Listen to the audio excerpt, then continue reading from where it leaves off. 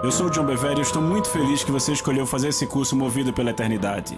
Deixa eu fazer uma pergunta. Negligenciamos a perspectiva eterna porque é difícil demais para entender? Bem, não deveríamos, porque a Bíblia diz claramente em Eclesiastes capítulo 3 que Deus colocou a eternidade em nossos corações. Então, como você vai fazer esse curso? Uma coisa que eu te peço, antes de qualquer coisa, ore e ouça com seu coração. Quando temos uma perspectiva do eterno, passamos por coisas que não passaríamos se não tivéssemos ela. Tomamos decisões diferentes. Ter uma perspectiva do eterno é absolutamente crucial para andar com Cristo.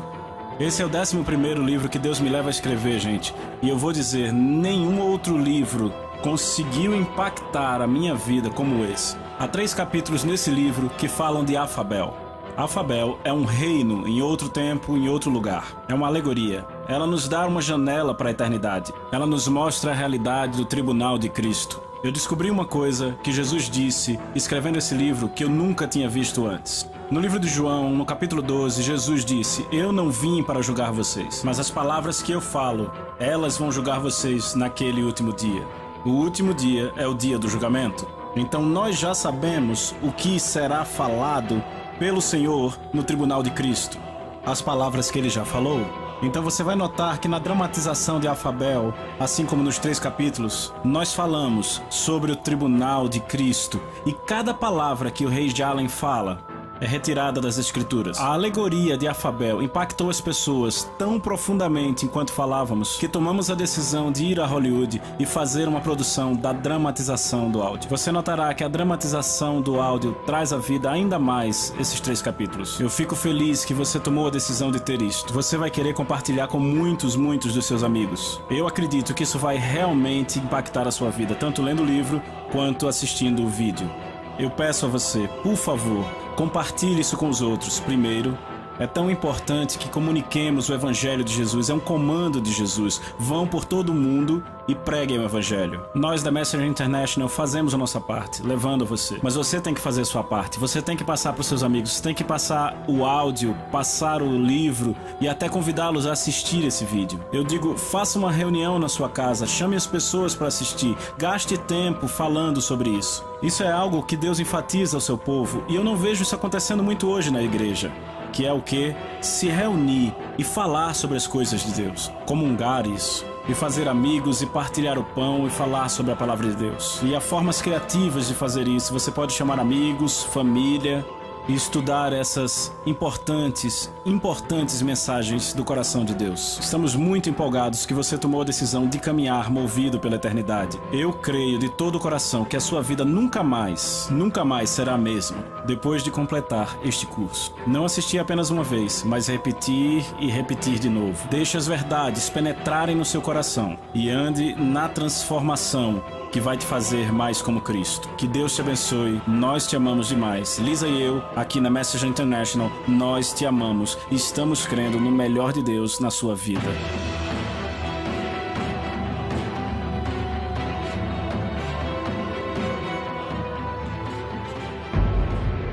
The countdown begins. Every moment counts. Now, for the believer, it's not where you'll spend eternity. For the believer, it's how you'll spend eternity. The decisions you make today determine where and how you will spend eternity. You will not be judged on what you did. You will be judged in the light of what you were called to do. At the zenith hour, there's no second chance. Whatever we do in this zero time determines how we're going to spend eternity. Life is but a vapor. If you really want to know the truth, every one of us are going to touch people's lives if we just do what we're called to do. This 12-part series will challenge you to confront your motives, making your life count from this moment on as you face your own eternity with great confidence on Judgment Day.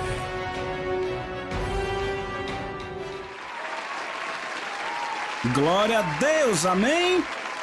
Nós amamos vocês em nome de Jesus. Amém. Ora, ora, ora. É bom estar de volta aqui. Estamos empolgados porque estamos começando nossa primeira aula e eu vou começar a falar para vocês sobre o livro Movido pela Eternidade. Faça a sua vida contar hoje e para sempre. Então vejamos, antes de eu abrir aqui e falar sobre qualquer coisa, eu quero apresentar a vocês uma palavra que talvez não conheçam, a palavra zenith. Já ouviram falar? Eu procurei no dicionário a definição da palavra zenith. Zenith é o ponto mais alto alcançado por um objeto. Esse termo muitas vezes é usado para objetos celestes, como o Sol. Quando o Sol atinge o zênite no dia, ele está no ponto mais alto no céu. No entanto, não é só a isso que ele se refere. Zênite pode ser o ponto mais alto alcançado por qualquer objeto, entenderam? A segunda definição foi a que eu realmente gostei. E ela diz: o tempo, repita comigo, o tempo, quando algo é mais poderoso ou bem-sucedido. Eu vou repetir, é o tempo quando alguma coisa é mais poderosa ou bem-sucedida. Sinônimos podem ser ápice ou cume. Vocês devem ter percebido que na capa do nosso livro, aqui está a capa do livro Movido pela Eternidade, temos um relógio.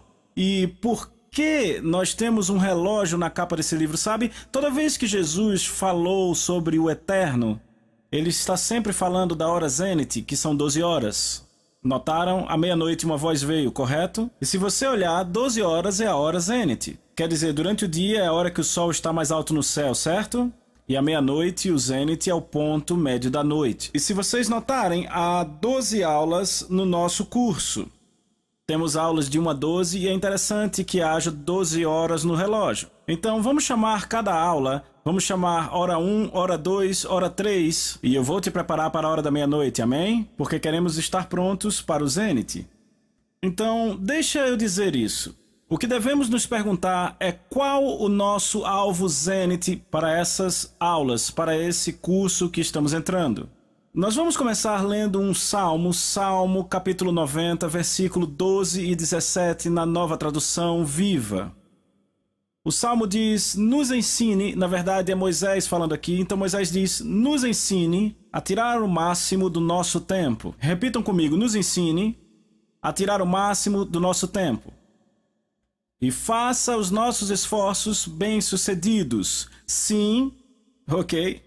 Faça os nossos esforços bem-sucedidos. Vou ler de novo. Nos ensine a tirar o máximo do nosso tempo e fazer nossos esforços bem-sucedidos. Sim, fazer nossos esforços bem-sucedidos. O objetivo de qualquer pessoa com a mente sã é viver uma vida que conte. Quantos podem dizer amém para isso? Qualquer pessoa que estiver bem com a sua cabeça vai dizer para si mesmo, eu quero viver o melhor na vida. Essa era a oração de Moisés. Senhor, faça os nossos esforços bem-sucedidos. De fato, ele não orou só uma vez, ele orou 2 vezes. Você notou que eu li 2 vezes? Não era eu repetindo, estava escrito 2 vezes. Ele diz, faz os nossos esforços bem-sucedidos. Sim, faz os nossos esforços bem-sucedidos. Na verdade, é uma forma de escrita hebraica. Quantos aqui sabem que quando escrevemos e queremos exclamar algo, podemos usar um ponto de exclamação, podemos usar itálico ou negrito, certo? No entanto, os escritores hebreus, sempre que queriam enfatizar uma declaração ou palavra, escreviam a palavra 2 vezes. Vejam em Mateus capítulo 7, Jesus disse, nem todo aquele que me chamar Senhor, Senhor, entrará no reino dos céus. Se você estivesse lá, quando Jesus estava pregando o Sermão do Monte, você teria ouvido algo como, nem todo aquele que me chamar Senhor, entrará no reino dos céus. Se você fosse Mateus sentado lá, você poria a palavra 2 vezes para enfatizar o que Jesus enfatizou, entendeu? É a forma deles de dar ênfase. Faça os nossos esforços bem-sucedidos. Esta é a vontade de Deus para sua vida, que você viva uma vida bem-sucedida. Não deixe que ninguém te diga o contrário. A vontade de Deus para sua vida é que você seja bem-sucedido. Diga amém. Eu posso te dar quantos versículos você quiser. Ele quer que você viva uma vida significativa. Ele disse em Deuteronômio capítulo 30, verso 9, na Nova Tradução Viva. Moisés diz, o Senhor, o teu Deus, vai fazer você bem-sucedido em tudo que você faz. Em Josué capítulo 1, versículo 8, Deus diz, esse livro da lei não deve se afastar da tua boca, mas você deve meditar nele dia e noite. Você conhece bem essa escritura. De modo que façam de acordo com tudo que está escrito, para que então vocês façam seu caminho prosperar e então tenham um bom sucesso. Todos digam bom sucesso. Então deixa eu te dizer, é preciso sabedoria de Deus para ter sucesso. Vou dizer de novo, é preciso sabedoria de Deus para ter sucesso. Provérbios 19:8 diz, aquele que ama a sabedoria, ama o seu melhor interesse e será um sucesso. Eu vou ler de novo. Aquele que ama a sabedoria, ama o seu melhor interesse e será um sucesso. Isso não é bom? Então diz que você ama o seu melhor interesse e você será um sucesso amando a sabedoria. Então, sabedoria nos dá conhecimento e habilidade para fazer as escolhas corretas no tempo oportuno. A verdadeira sabedoria não é para os que têm mente aguçada. É para aqueles que temem a Deus e apenas pode ser encontrada em Cristo. Construir uma vida de significado eterno deve ser feito baseado na sabedoria de Deus, e é sobre isso que essa mensagem fala. A sabedoria traz sucesso, e se você tiver sucesso, você vai ser recompensado por isso. Como eu sei? Porque Provérbios 9:18 na Nova Versão Internacional diz assim: se você for sábio, a sua sabedoria vai recompensar você. Deixa eu te dizer, Deus quer recompensar pessoas. Ele tem paixão por isso. Quantos aqui sabem que Deus é recompensador? Não ouvi muitos améns. Deus é recompensador, amém? Na verdade, basta ver como ele se apresenta para Abraão. Você sabe como ele se apresenta? Ele diz: eu sou o seu escudo e a sua excepcional e grande recompensa. Bem, como pai eu aprendi isso. Eu tenho 4 filhos e eu amo os meus 4 filhos. Eu amo dar desafios aos meus filhos e vê-los superar os desafios. Mas o que eu realmente amo é recompensá-los por isso. Mas quantos aqui sabem que você não recompensa as pessoas se elas não merecerem? Mas como pai, eu amo recompensar os meus filhos se merecem, amém? Nós lemos em Salmos 37:18, na Bíblia Viva: dia após dia, o Senhor observa as boas obras feitas por homens piedosos e lhes dá recompensas eternas. Vem, ele ama dar recompensas, mas as suas recompensas são eternas, vamos falar disso. O desejo de Deus para o nosso sucesso tem sido enfatizado na igreja, na nossa geração. Nos últimos 10, 20 anos, quantos sabem que temos pregado e pregado e pregado que Deus realmente quer que tenhamos sucesso, um bom segmento da igreja? No entanto, há muitos na igreja hoje que apenas deram ouvido a um aspecto disso e não equilibraram com o evangelho inteiro. Como resultado disso, nós temos muitas pessoas que pegaram as promessas de Deus, porque quantos sabem que as promessas de Deus vão te trazer prosperidade, vão te dar sucesso, vão te dar bons relacionamentos, vão te dar um bom casamento, mas algumas pessoas têm pego as promessas de Deus e têm usado mais para viver o hoje, ao invés de olhar para elas do ponto de vista eterno. Vocês estão comigo? Se vocês apenas olham para os princípios de sucesso de Deus e não olham para o conselho completo da palavra de Deus, acabarão, possivelmente, alimentando uma vida que vive para o hoje, que busca o sucesso para o hoje. E a única diferença entre você e o mundo será que o mundo vive para o sucesso hoje, mas você tem promessas para embasar isso. Deus quer que sejamos pessoas que veem as coisas pelo escopo da eternidade e que tenham a medida do sucesso pelo eterno. Entendem? Se você olhar para algumas pessoas na Bíblia, elas não eram tão bem-sucedidas para os padrões do mundo. Você olha para João Batista, o mundo não diria que ele é bem-sucedido. Qualquer cara que mora no deserto, que se alimenta de mel silvestre e gafanhoto e que anda por aí com um cinto amarrado na cintura, não é um cara bem-sucedido para os padrões do mundo. Elias não parecia bem-sucedido vivendo às custas de uma viúva que estava prestes a morrer, mas ainda assim ele foi bem-sucedido, entendem? João Batista foi definitivamente um sucesso. Então o que devemos fazer como crentes é ter uma perspectiva eterna do sucesso. Do contrário, vamos começar a viver para o hoje. Porque deixa eu dizer uma coisa, amigos, todos nós um dia vamos estar diante do tribunal de Cristo. Bom lugar para dizer amém. E quando isso acontecer, nós vamos descobrir se a nossa vida, se construímos nossa vida para ser medida com os padrões eternos ou se construímos nossa vida para ser medida com os padrões temporários. Então vocês não acham que é uma boa ideia se nós olhássemos o que Deus tem a dizer sobre ser bem-sucedido ou ter significância? Você pode dizer amém? Então antes de fazermos isso, precisamos estabelecer o eterno. O que é a eternidade? O que é o eterno? Você pode abrir a sua Bíblia comigo em Eclesiastes capítulo 3. Então, antes de qualquer coisa, vamos estabelecer o eterno. Enquanto vocês estão abrindo em Eclesiastes capítulo 3, eu quero ler para vocês em Jó capítulo 36, versículo 26.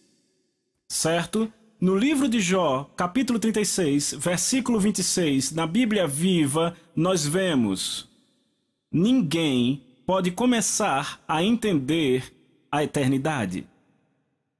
Jó 36, 26 declara, na Bíblia Viva, ninguém pode começar a entender a eternidade.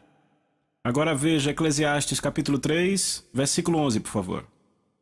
E lemos: ele fez todas as coisas belas ao seu tempo. Repita, tempo. Quantos sabem que Deus é o Senhor do nosso tempo? Da mesma forma, Ele colocou a eternidade em seus corações. Deus colocou a eternidade no coração de cada ser humano. Então, eternidade, o que é isso? Como pode ser definido? Isto é fantástico. Em um dicionário onde eu procurei, a palavra eternidade me deu essa definição: tempo infinito. Em outro dicionário, onde eu procurei a palavra eternidade, me deu esta definição: o estado de existir fora do tempo. Então, um dicionário diz tempo infinito e o outro dicionário diz o estado de existir fora do tempo. Eu achei isso hilário. Por que é que nunca questionaram isso? Suponha que o dicionário fosse um livro de ciências e desse a definição de um peixe e um livro de ciências dissesse: um peixe é um anfíbio que vive dentro da água. E outro livro de ciências dissesse: um peixe é um anfíbio que vive fora da água. Um diz dentro da água, outro diz fora da água, e a gente diz o quê? Isso é loucura. Como dois livros de ciências descrevem um peixe como um vivendo no estado da água e outro vivendo fora do estado da água. E então nós temos dois dicionários que têm centenas de anos, os dois são dicionários bem estabelecidos e antigos. Um diz que a eternidade está dentro do tempo, outro diz que a eternidade está fora do tempo. Como podemos ter chegado nisso? Eu te digo como, porque ninguém pode começar a entender a eternidade. Uma mente não é capaz de aprender conceitos infinitos. Pense sobre isso. Pense no fim do universo. Você já fez isso? Desde que eu era um garotinho, eu fico pensando onde é o fim do universo. Você poderia parar um pouquinho comigo e pensar onde é o fim do universo? Você pode me dizer onde é? Você pode me dizer o que tem no fim? Será que tem uma parede? Bem, então se tem uma parede no final do universo, o que é que tem do outro lado da parede? Se não tem nada do outro lado da parede, então você concorda comigo que o universo vai mais longe? Você não consegue apreender o fim do universo porque a sua mente não apreende coisas infinitas, você entendeu? Agora pense comigo num poço sem fundo. Como, pelo amor de Deus, você pode imaginar caindo para sempre e sempre? Não, pera um pouquinho, pensa comigo, duas coisas estão confundindo nossa mente aqui. A primeira é cair para sempre, nunca parar. A segunda coisa é não ter fundo, para todo sempre. Isso bagunça sua mente. Agora pense em Deus. Ok? Então pense em Deus, por favor, um minuto, ok? Vamos lá. Deus. Onde ele começou? Quando ele se tornou Deus? Quer dizer, quem deu a luz a ele? E alguém pode dizer, ele sempre foi Deus, está completamente certo. Mas me fale sobre isso, com a sua mente. Agarre o conceito, por favor, com a sua mente. Você não consegue.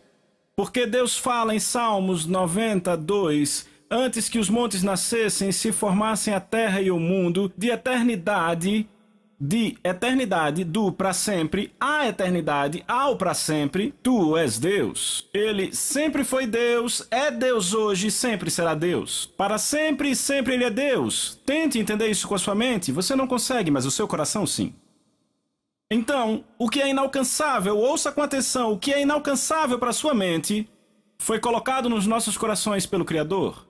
Eclesiastes diz, ele colocou a eternidade em nossos corações, mas é inalcançável para a nossa mente. É por isso que a Bíblia fala, em Salmos 41, o tolo disse em seu coração, não há Deus. Agora note que a Bíblia não diz, o tolo disse em sua mente que não há Deus. Veja, o ateu diz que não há Deus, não é verdade? Mas sabe onde ele está dizendo? Ele está dizendo na mente. Isso me lembra um grande amigo meu. Um grande amigo meu, anos atrás, ele era um devotado, autoproclamado ateu, ok? E ele era um ateu inveterado. E um homem muito bem sucedido, um homem muito rico. Qualquer pessoa que tentasse pregar para ele, ele não dava a mínima bola. E um cara tentou pregar para ele uma vez, falando do evangelho. Ele tirou a Bíblia da mão do rapaz, jogou no chão e pisou em cima. Ele era um ateu convicto, ok? Mas aconteceu que ele começou a ter dores muito fortes no peito. E tiveram que abrir ele, e fizeram uma cirurgia muito invasiva. E depois que abriram, eles fecharam e disseram, você vai morrer nas próximas 24 horas, assine o que tem que assinar, faça o que tem que fazer, você não vai sobreviver. Então ele deitou na cama do hospital naquela noite e de repente um pensamento começou a vir, eu vou para casa. E a casa para onde eu vou, eu não sei se é onde eu quero estar. Ou seja, ele sabia que ia para o inferno. E aí está, um ateu convicto. E sabe o que aconteceu? Ele morreu 2 vezes aquela noite. E ele conta, eu nunca vou me esquecer da forma como ele fala, ele é um amigo meu, eu o conheço. e ele deixou o seu corpo, e ele disse que é como tirar o pé de um sapato, e ele começou a descer numa rápida aceleração para o que ele acreditou ser as profundezas da terra. E ele disse que quanto mais fundo ele ia, o medo aumentava, ouvindo aqueles gritos, e ele viu as luzes do inferno. E ele disse que chegou exatamente à entrada do inferno, e foi de alguma forma trazido de volta ao corpo 2 vezes. 2 vezes foi ao inferno. Na manhã seguinte, ele ligou para o único amigo que ainda tentava remotamente convertê-lo, e ele sabia que esse amigo era cristão. O amigo veio à sala do hospital, levou ele ao Senhor, e ele disse: agora eu vou orar para você ser curado. E ele disse: você está doido? Me deram 24 horas de vida. E ele disse: não, Jesus não só morreu pelos seus pecados, mas pelas suas enfermidades. Orou por ele. E o homem saiu do hospital 3 semanas depois e ele ainda está vivo. Certo? Isso foi nos anos 70, entenderam? Vocês estão aqui? Então, ele disse em sua mente como um ateu: não há Deus. Mas o tolo, ouça com cuidado, Salmos 41 diz que o tolo em seu coração disse não a Deus. Estão entendendo? O tolo é aquele que pela sua desobediência contínua acabou tendo o seu coração completamente selado, ao ponto que ele diz absolutamente não a Deus. E você os encontra mais dentro da igreja do que do lado de fora dela. Você encontra um monte de ateus do lado de fora da igreja que dizem em sua mente não a Deus, mas os seus corações estão sensíveis. Agora, eu gostaria de dar uma definição de eternidade e eu vou ler direto do livro. A eternidade dura para sempre e ela não tem fim. No entanto, não se trata apenas de um tempo que não acaba, uma vez que não está sujeita ao tempo, mas o tempo está sujeito a ela. Falar da eternidade meramente em termos de duração perpétua é perder a ideia geral. Para ter a melhor visão da eternidade, precisamos olhar para o próprio Deus. Ele não é limitado em poder, conhecimento, sabedoria, compreensão, em glória, para citar algumas características. Ele é autoexistente, para sempre foi e para sempre será Deus. Ele é chamado de Pai Eterno, em Isaías 9:6. Em algumas traduções, ele é chamado de Rei da Eternidade e também Pai da Eternidade. Tudo o que é eterno encontra-se nele. Na verdade, a própria eternidade se encontra nele. Tudo que está fora dele é temporal e sofrerá mudança. Não importa o quão bom, nobre, poderoso ou duradouro algo pareça. No final deixará de existir se estiver fora dele. Deus é eterno, portanto, o que ele diz é eterno. Ele não pode mentir. Nem o que ele diz pode ser quebrado. Se não fosse assim, tudo se precipitaria na escuridão total. Pois Deus é luz e sustenta todas as coisas pela sua palavra. Nunca pode haver mudança naquilo que ele diz, do contrário, não seria mais eterno. Esse é um firme fundamento sobre o qual devemos edificar nossas vidas. Vocês concordam comigo nisso? Então muitos hoje não estão edificando suas vidas sobre o que é eterno, a palavra de Deus. Vocês estão aqui? Se o que ele diz fosse cessar de existir, então ele não seria eterno. Dessa forma, ele não seria Deus. Pois tudo está sustentado por sua palavra. Ainda assim, muitas pessoas estão construindo suas vidas em cima de coisas diferentes do que ele falou. Muitas pessoas estão construindo suas vidas em cima de pensamento cultural, em tradição, em suposições e sentimentos emocionais sobre quem Deus é. E não são só os não cristãos que fazem isso, amigos. São também, eu aprendi, os crentes que fazem o mesmo. Certo? É assustador pensar que alguma coisa é eterna quando, na verdade, ela é temporal. Quer dizer, você está construindo sua vida numa fundação falha e está se preparando para falhar. Eu encontro pessoas que me falam de Deus e da sua crença no Filho, mas aqueles que eles declaram e conhecem não é com quem estão vivendo, porque eles vivem o contrário do que ele declara, entendem? Vá comigo, por favor, para o Evangelho de João, capítulo 12. Evangelho de João, capítulo 12, por favor. Eu quero ler do versículo 27.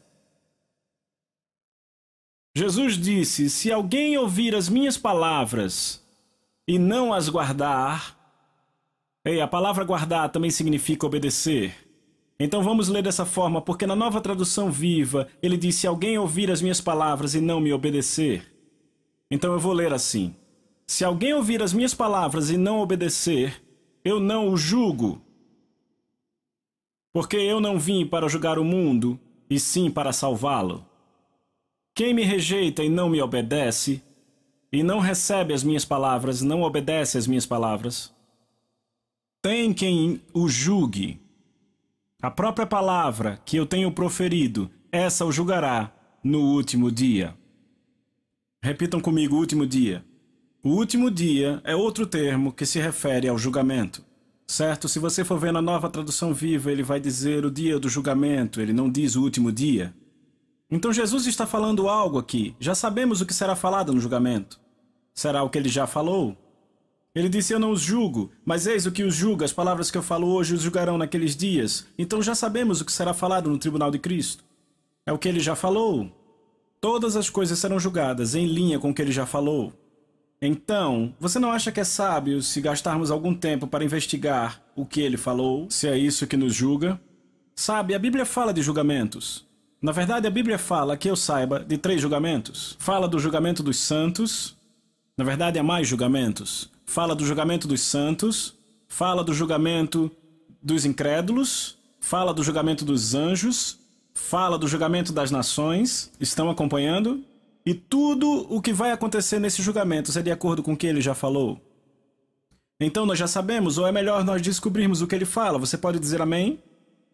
Então, algumas pessoas pensam, e essas são as não salvas, elas pensam que Deus vai considerar tudo o que eles fizeram, tudo que eles fizeram de bom e tudo que fizeram de mal. E se o bom for maior do que o mal, então tudo bem, vão ficar bem. Talvez um pouco de punição, talvez um pouco de sofrimento, mas vão ficar bem. Esses são os ímpios, mas nós crentes sabemos melhor do que isso, não é? Mas eu descobri que tem muitos crentes que acham que não vão ficar diante de Jesus como um juiz. Eles dizem: bem, todo julgamento já aconteceu no Calvário e eu não vou ficar diante de Jesus sendo ele o meu juiz. E eles estão confiando no seu tipo de misericórdia não bíblica. Mas a Bíblia é muito clara, e nós vamos pegar muito pesado nisso nas próximas lições, que todos, homens ou mulheres, sejam crentes ou incrédulos, estarão diante do tribunal de Cristo. Claro que haverão julgamentos diferentes. O julgamento para os crentes e o julgamento para os incrédulos, mas todos estaremos diante dele como juiz. E no que cabe aos crentes, a Bíblia é muito clara. Eles vão prestar conta do que fizeram no seu corpo, nesta terra, seja bom ou mal. Repitam comigo: bom ou mal. E alguns crentes têm esse conceito errado de que haverão apenas recompensas. Vão ficar diante de Jesus e recompensa? Não. E você vai ver que a Bíblia não diz isso. Então, se você está acreditando nisso, está acreditando no ensino não bíblico. É um bom lugar para dizer amém. Muitos crentes não acreditam que vão ficar diante de Jesus como juiz porque ele é o Salvador. Eles são os que vão ficar mais surpresos. Eu penso que os crentes vão ficar mais surpresos que os incrédulos. Sabe, muitos crentes acham: tudo vai se acertar. Mas não é o que a Bíblia diz, não vai simplesmente se acertar. Porque eu vou mostrar a vocês nas próximas aulas como a Bíblia diz que é melhor você estar completamente ciente do que vai acontecer. Mas a maioria não está. Na igreja eu estou falando. Certo? Então, como ter confiança no dia do julgamento? Porque a Bíblia diz que podemos ter confiança. Vá comigo para 1 João 4. Eu vou te mostrar como, desde o começo, podemos ter confiança diante dele no tribunal. 1 João Capítulo 4, versículo 17, na verdade eu vou ler aqui na Nova Tradução Viva. 1 João 4, 17. 1 João 4, 17 diz: à medida que vivemos em Deus, o nosso amor se aperfeiçoa mais, de forma que não tenhamos medo no dia do julgamento, mas que possamos olhar para ele com confiança, porque nós somos como Cristo aqui neste mundo. Então, como podemos ter confiança? Como ter confiança no dia do julgamento? Porque estamos crescendo em seu amor. Você ouviu o que ele disse? Porque o nosso amor se aperfeiçoa mais. Repitam: amor. Bem, aqui é onde eu descobri que nós temos uma ponte. E muita gente deixa passar. Muitas pessoas julgam o amor pela visão temporal, a visão do mundo, ao invés da visão de Deus. Eu estou no Ministério de Tempo Integral há 23 anos. Eu já estive no Ministério Pastoral, assim como no Ministério Itinerante, e muitas pessoas dizem para mim, sabe, eu já vi pessoas indo para a igreja, mesmo assim morando junto, planejando se casar. E eles dizem: sabe o que mais? Nós nos amamos. E sabe, Deus sabe que nós vamos nos casar, foi Ele que escolheu para estarmos juntos. É só uma formalidade, apenas uma cerimônia. E sabe, a gente realmente se ama, nós vamos ficar juntos de verdade e tá tudo bem. Isso é engano, porque a Bíblia diz isto: os fornicadores e adúlteros serão julgados. Bem, eu ouvi isso da boca de muita gente, e o vi mais de uma vez. Eles olham como se fosse amor, mas não está baseado na verdade. O amor deles está baseado no que a sociedade considera bom. Vocês estão entendendo? Porque a sociedade é moldada na sua própria definição do que é bom. Eu ouço homens de negócios dizendo: sabe, eu sei que o que eu estou falando não é exatamente verdade, mas esse negócio vai ser muito proveitoso para eles e, sabe, eu estou ajudando eles, fazendo com que eles evitem essa longa negociação e eu sei que é o melhor negócio para eles, então eu vou dar uma enroladinha aqui e vai ficar tudo bem. Isso não é amor. É mentira. E a Bíblia diz que os mentirosos irão para o lago de fogo, entendeu? Então, em outras palavras, muitas vezes as pessoas na igreja baseiam o amor no que a sociedade diz que o amor é. Sempre com muitas emoções, com muitos sentimentos e com o que parece ser bom para os padrões da sociedade. Parece ser bom para os padrões humanos, mas não encaixa na palavra eterna de Deus. Se você quer mesmo saber sobre amor, você quer saber sobre amor? Se você quer saber sobre amor, vá para 1 João capítulo 2, versículo 5. 1 João capítulo 2, versículo 5, eu vou ler na amplificada.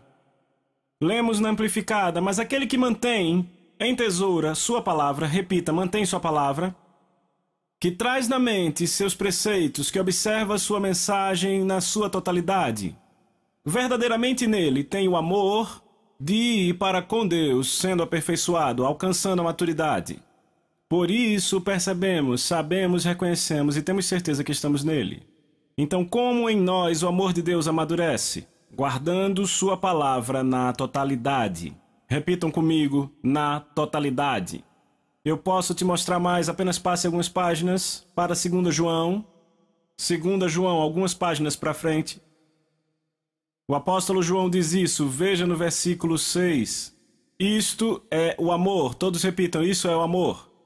Quer saber o que é o amor? Eu vou te dizer o que é o amor. Está aqui, é a verdade. Isso é o amor, que nós andemos, repitam comigo, andemos de acordo com seus mandamentos. Então, se você quer saber a verdade, o amor é a verdade. Guardar os mandamentos de Deus.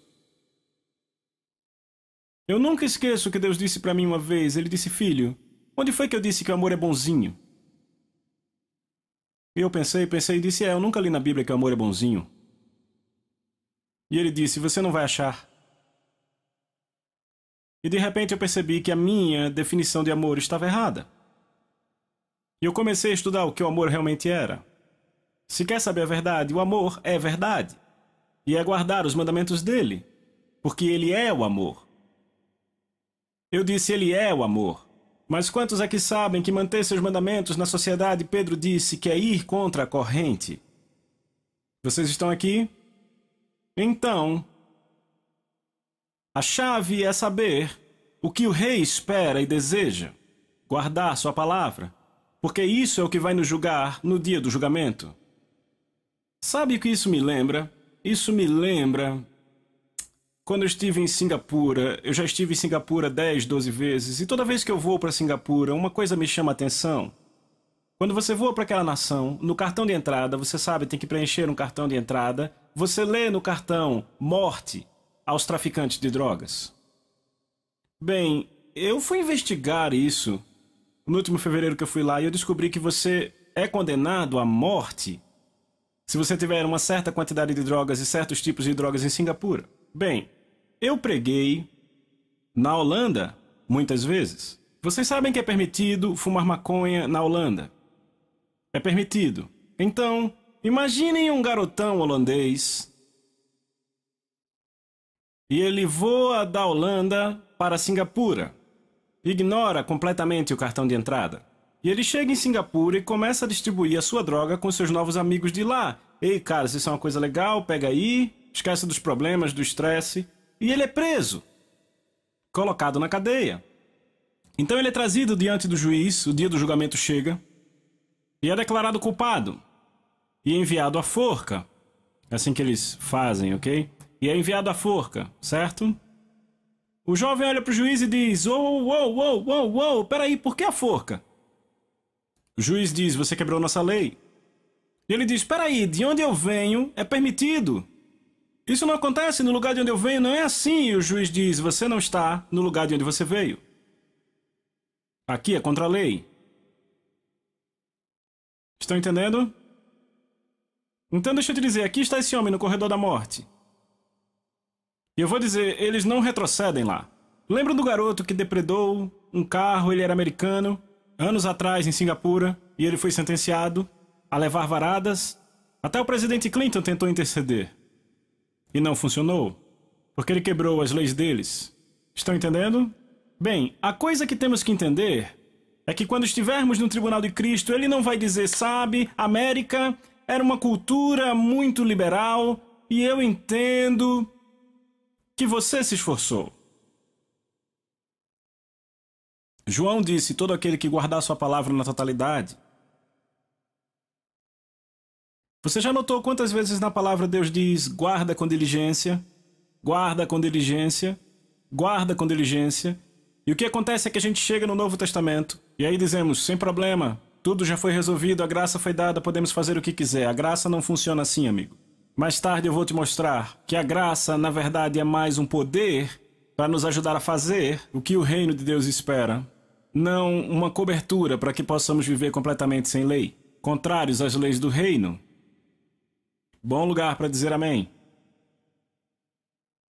Então, recompensas. Vamos falar de recompensas nessas próximas 12 sessões. E como eu disse, há mais de um julgamento. Há o julgamento para os crentes, julgamento para os incrédulos, julgamento para os anjos. As decisões vão variar no tribunal de Cristo. Haverá perda e haverá punição. Mas também haverá recompensas sobre as quais falaremos depois. E me deixem apontar algo para vocês hoje à noite, que é o seguinte. As decisões que são tomadas no tribunal de Cristo são eternas, são chamados julgamentos eternos. Vamos falar disso na próxima lição. Repitam comigo, julgamentos eternos. O que isso significa é que as decisões tomadas no tribunal de Cristo não serão nunca mudadas. Não é como se você pudesse ir lá e apelar, tipo, por alguns anos após o tribunal de Cristo. Você não poderá fazer isso. Agora, para o crente, não é onde vamos passar a eternidade, é como vamos passar a eternidade. E vamos falar disso em profundidade nesse curso. Porque nas lições que virão, o que eu vou fazer é falar com vocês sobre o julgamento dos incrédulos. Isso dará 1/3 do livro. E 2/3 do livro sobre o julgamento dos crentes. A Bíblia tem muito a dizer sobre esse assunto. Eu fiquei impressionado como a Bíblia fala disso, sobre o julgamento dos crentes. E vamos falar disso, porque Paulo fez uma declaração. Eu quero que você abra no capítulo 9 de 1 Coríntios, versículo 24, estou lendo na Amplificada. Vocês não sabem que, numa corrida, todos os corredores competem, mas apenas um recebe o prêmio. Agora ouça isso. Então corra sua corrida, para que você possa pegar o prêmio e torná-lo seu. Vocês ouviram isso? Eu vou ler de novo. Então corra sua corrida, para que você possa pegar o prêmio e torná-lo seu. Mas todo atleta que vai ao treinamento se conduz com temperança e se restringe de todas as coisas para uma coroa que logo perecerá. Mas nós fazemos para receber uma coroa de duração eterna, que não perece. Desta forma, eu não corro sem certeza, sem alvo definido. Repitam, alvo definido. Eu não dou socos como se estivesse acertando o ar, sem um adversário. Agora, na nova tradução viva, ele fala assim: então eu corro direto para o objetivo, com propósito em cada passo. Agora, amigos, deixa eu te dizer. Ele diz, eu corro para vencer e eu corro com propósito em cada passo. Você não compete com outros, e sim com você mesmo. Não tem ninguém mais contra quem você corre a não ser você mesmo. Veja, numa corrida, ele deixa isso muito claro, pessoas correm contra outras pessoas, mas nesta corrida você corre contra si. Vocês entendem? E Paulo diz, eu corro com propósito em cada passo. Então eu descobri isto, que muitos crentes ainda não contemplaram isso. Eles não estão prontos para a eternidade. Eles usam as promessas de Deus para viver com sucesso agora, mas não estão se preparando para a eternidade. Mas Paulo diz, estou correndo para receber uma coroa que vai durar para sempre. Mas é claro que ele está dizendo, estou correndo pelo prêmio. Então se alguém chegar para você e disser, irmão, você precisa ser humilde, um doce servo do Senhor, não dê ouvidos. Não foi isso que Deus disse. Isso é filosofia, isso é falsa humildade, isso vai te desviar da tua recompensa, a Bíblia diz. Mas Paulo diz, eu tenho um objetivo, eu tenho um propósito em cada passo. Quando você entende que tudo o que você faz aqui será visto pela ótica da recompensa eterna e a recompensa que você recebe ou a perda que você sofre vai durar para sempre, sempre, sempre, você presta atenção. Eu vejo pessoas se preparando para se aposentar. Isso leva apenas 20 anos. Não estão se preparando para a eternidade. O título do livro é Movido pela Eternidade. A palavra movido significa impulsionado. Significa guiar, controlar ou direcionar. Outra definição é suprir o modo de força para. O que está guiando ou motivando você todos os dias, toda manhã quando você acorda? O que está te movendo? O que está te motivando? O que está te guiando? O que está te controlando? É sobre isso que essa mensagem fala. Há muitas pessoas que ficaram chocadas no dia do tribunal de Cristo e, como eu disse, muitos deles serão crentes. Há uma alegoria no capítulo 2, capítulo 3 e capítulo 8. Se você não ler essa alegoria, você não será capaz de acompanhar nas próximas horas e lições desse curso. Nessa alegoria, nós falamos de verdades da eternidade na forma de uma história que se passa em outro mundo.